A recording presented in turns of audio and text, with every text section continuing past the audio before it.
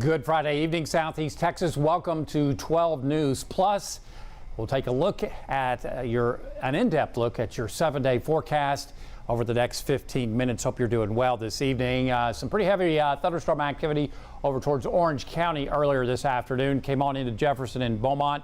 Jefferson County ended into Beaumont before that cell weekend. I don't think it was ever severe, but it certainly brought heavy rainfall. This is what came into Beaumont from Orange County this afternoon, dropping about 1/3 of an inch here at the station. But some beautiful clouds associated with that shower and thunderstorm activity across our area right now. Again, we continue to see this is an anvil top, the underside of the top of the thunderstorm that is thunderstorm activity over into northern sections of our viewing area, into the lakes area that is streaming into our area because of a northerly flow aloft of this view courtesy of Packer LaPrade, currently 80 degrees, and we picked up about 1/3 of an inch of rain on the roofing 911 Skycam network. So the overall pattern the next 7 days looks very typical for this time of year. We expect scattered showers and thunderstorms each afternoon, mainly because of the sea breeze. Don't think we'll see every day because of the sea breeze, but because of disturbances, maybe air mass thunderstorms, a lot of things going on that show us, at least giving us scattered showers and storms in the forecast. Sunday and Monday at this time looks like the best chances through at least the next 5. We may have to increase rain chances as we head towards next Thursday and Friday as we get a surge of moisture off the Gulf. I'll show you that in just a second. Weed pollen has taken a nosedive today. Yesterday we had moderate levels, no weed pollen measured today. Grass pollen at low levels and mold at moderate levels. Tomorrow, this is my forecast for the Triangle. Partly sunny skies, a 30% coverage of showers and storms with a southeast wind at about 93 degrees.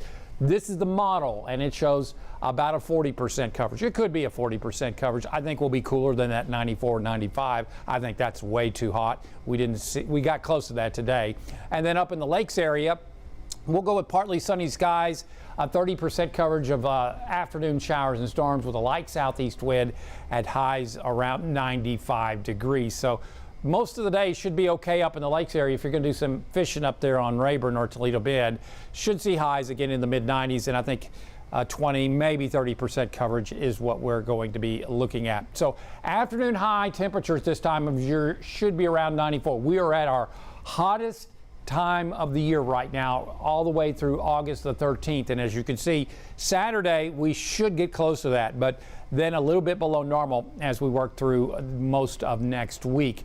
Back to around 92 to 93. Again, at this point, it looks like 40% coverage coming up Sunday and Monday, maybe a little lower activity coming up Tuesday and Wednesday. And still, the verdict is out still on Thursday and Friday, as we are expecting at least a 30% coverage of showers and storms. It may be a little higher than that as we get a little more information and a little more number of model runs showing the same thing. That gives us a better confidence. So again, be expecting higher chances by next Thursday and Friday. So here's what's going on right now. High pressure has moved off to the west, and that's one of the reasons that we saw a much better coverage of shower and thunderstorm activity today, because the high was over us yesterday and is now gone.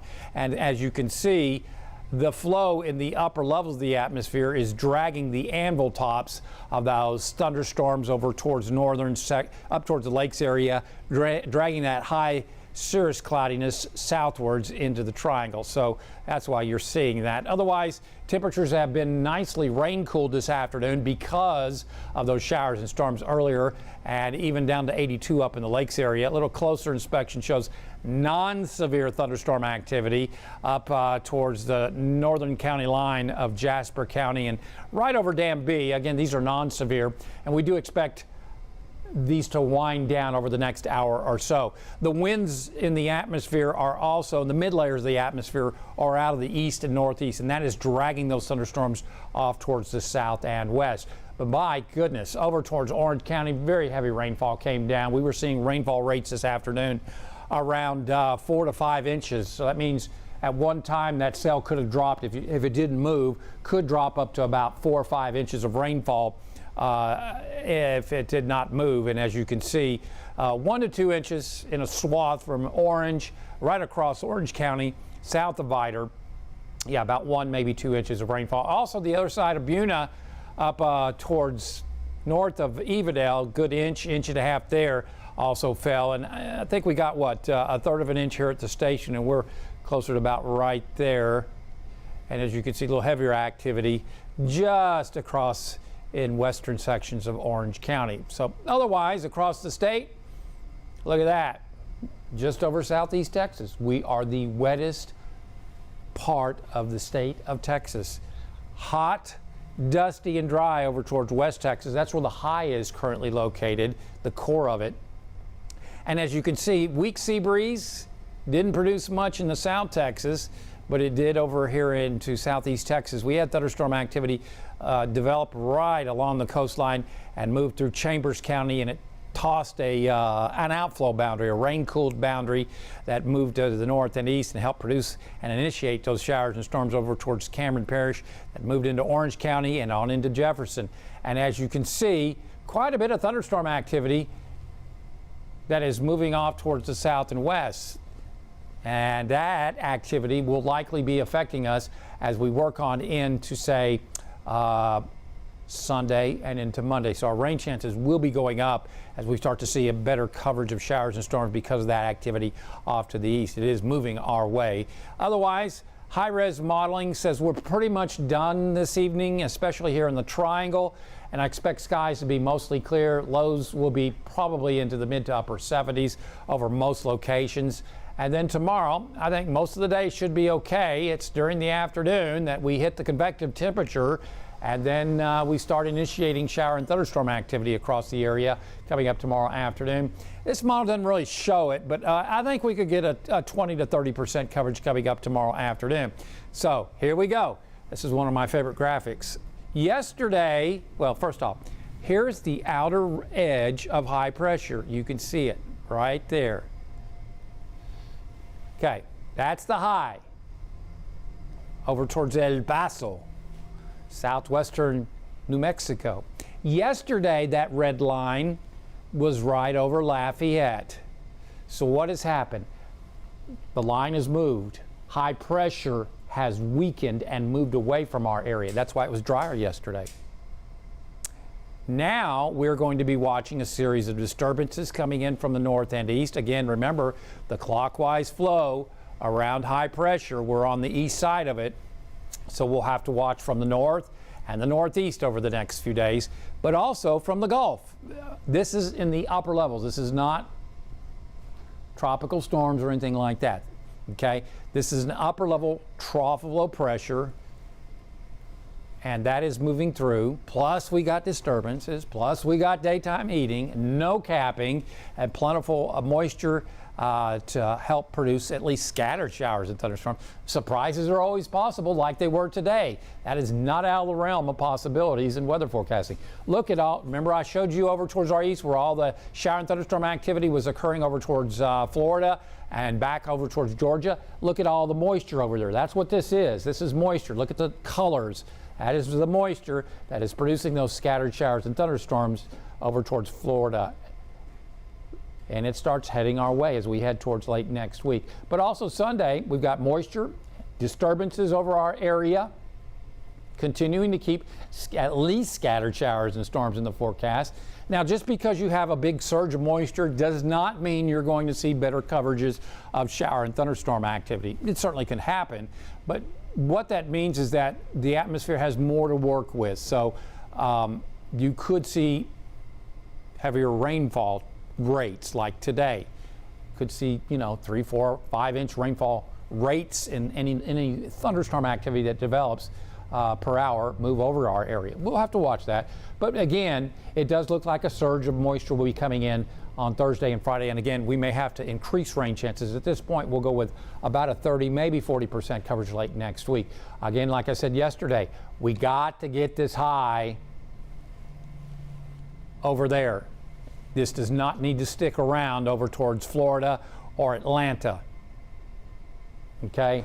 We're okay tropically speaking over the next week. But again, we need to get that high, which it does do as we head towards next weekend. It does start to redevelop over towards the Four Corners, New Mexico, and Northwest Texas. So that would help block anything from entering the Gulf. through the next 10 days. But right now, as we head towards the middle and really the early part of next week, it's not in a real good position. Let's just put it that way. But in the tropics, as I've been saying, over the next 7 days, I don't think we'll see anything enter the Gulf. Get my pencil. There we go. Remember this? Now it is gone. This X, chances are it's going down. Look at the ensemble numbers. Again, not one model, but 25 on this particular model. And it shows it turning around and off towards the north and east. So this is not going to be an issue. So this one is not going to be an issue for us. Now, we have a new one. It's coming off the west coast of Africa. This is brand new. And early thoughts are that I don't think this is going to be an issue for us at this point based upon ensemble modeling. Yes, it does move it like something like this, but I'm thinking it could do something like that. And that's just speculation on my part, I should say. But that's kind of what I'm thinking right now. There is lots of shear over the Caribbean right now, and what is shear? It's strong winds. That's not real conducive to formation. Plus, as we head towards 10 days from now, we are going to see high pressure develop over towards West Texas, southwestern U.S., and troughiness, maybe not to that degree, but troughiness along the East Coast. So about the time this starts to come into focus, that would tend to turn it, and we've seen this many, many times, it would tend to turn it off towards the north. So right now, I think we're good for at least the next 7, possibly 10 days in the Western Gulf. At least through the next 7 would take us through the 15th of August. Otherwise, on the Gulf, looking at maybe a slight chance of showers and storms tomorrow if you're going to do some fishing. Looks like very favorable marine conditions as far as mostly smooth seas around a foot, and it also looks like we'll see easterly winds at 5 to 10 knots. Water temperature up to 93. High tides, if you're going to be fishing at Sabine Pass, will be at 5:19 a.m. and 2:24 p.m. Sunrise at 6:38 a.m. Sunset at 8:02 p.m. So losing daylight as we continue to head towards fall. So tonight, things winding down. I think most of the activity should be done by 7:30, 8 o'clock tonight. Looks like skies will become mostly clear. Should see lows into the mid to upper 70s, maybe 80 towards Port Arthur and back over to Sabine Pass as winds go calm. So tomorrow I'm going to go with 30% coverage for everybody. Highs 93 to 95. Heat in the seas will be between 100 and 103. And we'll likely see a very high UV index tomorrow, so don't forget the sunscreen. The winds will be light out of the southeast at 2 to 7 miles an hour. If you're heading up towards the lakes area, I think you should be fine in the morning if you're going to take off early. It looks like during the mid to late afternoon hours, we ought to see about say a 20 to 30% coverage.